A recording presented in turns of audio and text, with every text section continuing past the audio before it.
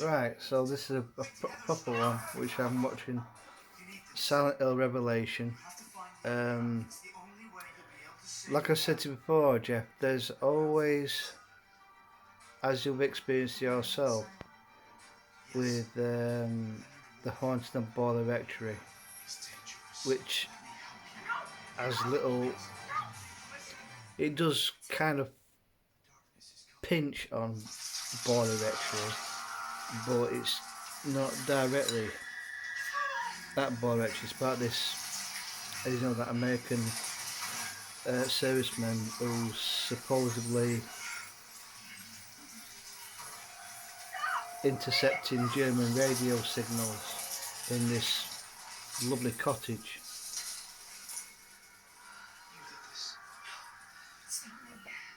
Um, and we see a brief appearance by someone acting the, in some cases, controversial Harry Price character. Um, I might look at that film again. That is probably worthy of its low rating. I mean, I remember when you first brought the Haunting of Borley Rectory to this humble residence in this shithole of a former historic market town near Doncaster, which one day we hope to escape. And I'm like, what the fuck's all this about? And I think even you felt the same after you watched it, because a few weeks later, date unknown, you offered, as a kind gesture, to offload the Haunting of Borley Rectory onto me, free and gratis, which I gratefully accepted. Attempted to watch the film 2 or 3 times, but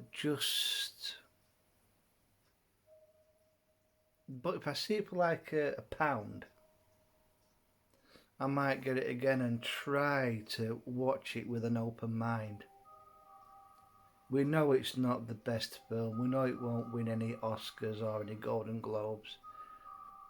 It definitely won't win any Emmys.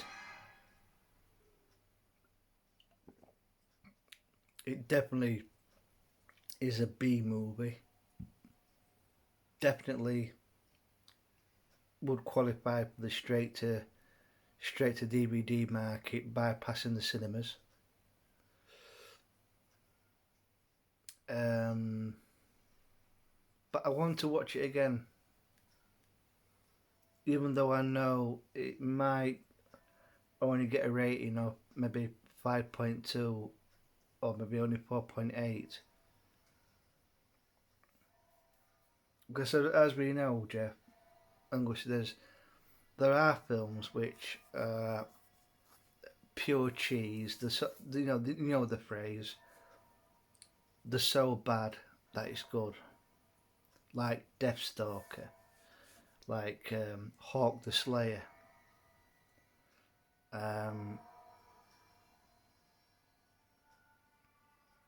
Warlock is a good film, but I can see what they mean by, like, when he falls out that red barn. The side is somehow they got the dimensions wrong. Obviously, it's digitized rather than use a stuntman, which would have been much more convincing. It appears so shrunk as he falls from that red barn. But on the whole, I would say Warlock's a good 7.5 out of 10. You know, maybe scraping an 8, but that's really pushing it.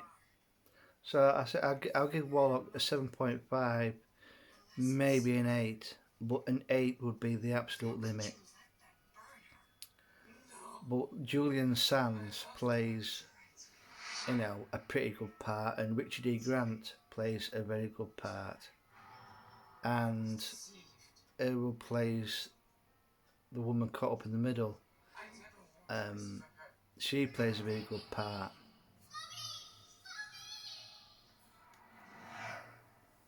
But sometimes, like with the Saw films, the producers and directors just don't know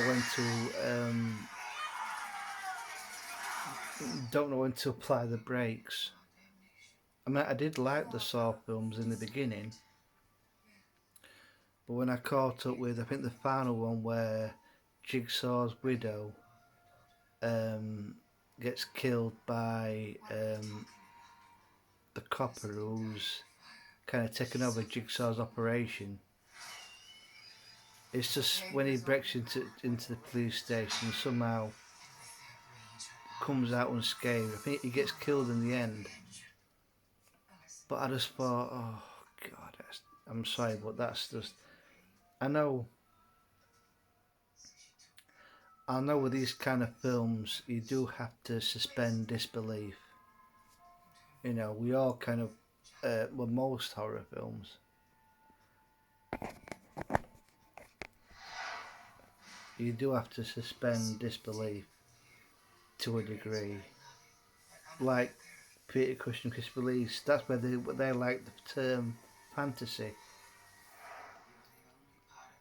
It's what, like Christopher Lee said, it's what you don't see that scares you. Then when you go, oh God, I think that's over. Then just as you relaxed, the part that you thought was going to be scary, then bang! If it's timed perfectly, you can jump through a fucking roof. I don't care. Just tell me what you know.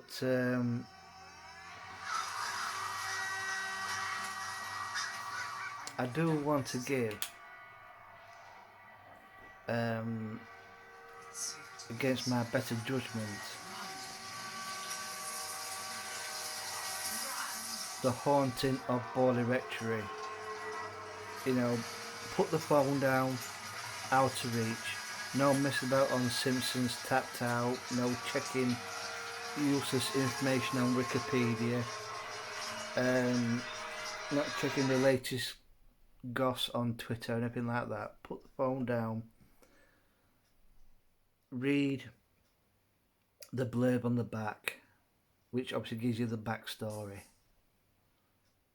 and try and watch it with no interruptions to see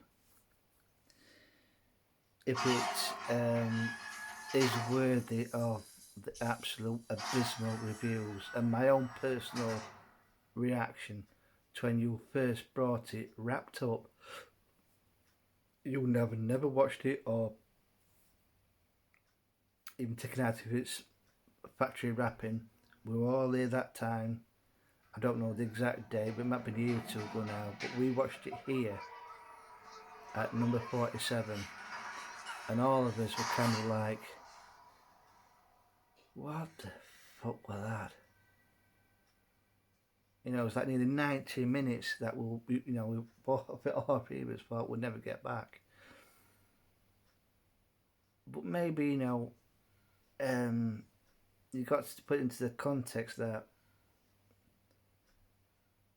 I know some great films were made on a tiny budget and on a short running schedule. So some people might say, well, that's no excuse, but different directors and producers got different talents, can somehow work the magic. So if it was like a modest budget and it was a tight schedule,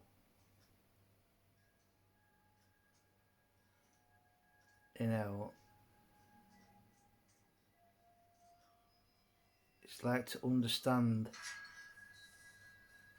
I'd like to ask them, what was your approach to this film? Obviously, you wanted to avoid a typical variation on the actual haunting of the rectory itself leading up to it. You did something. Well, that's what we know, that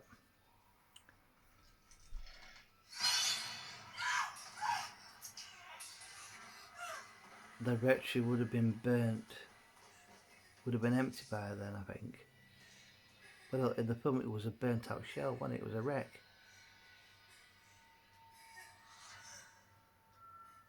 So this will be set after the actual leading up to the haunting and leading up to that family. So this is when the place was being bought and had been burnt down.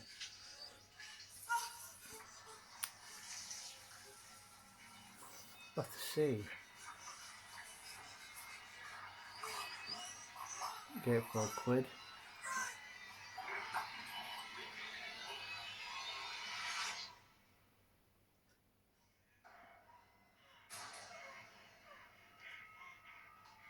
What I would say is definitely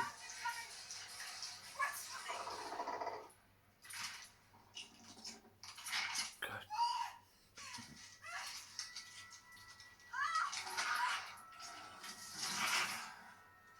That's on 10. Still fucking loud.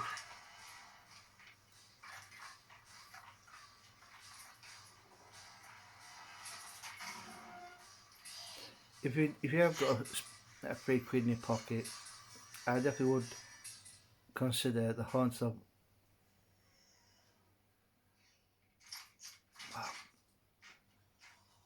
Magham Castle. It's right, so you go into Sainsbury's, as you know what DVDs are. If you approach from the aisle as you go straight in, so obviously to your left you got kitchen accessories, home accessories, and all clothing. So you carry on straight down to the very end where all the TVs and that are. Turn left, so you get your top 10, whatever, then you get the Blu-rays. But carry on to the very end, as if you're going to come out and then eventually come towards the top end of where the men's clothing is. Look on the bottom shelf, and there it is. The Haunting of Magham Castle. It's worth it alone just for Jane Merrow, Darren Nesbitt, the cameo with Judy Jarvis or Judy Matheson, the cameo by Caroline Munro. Here, end of the recording.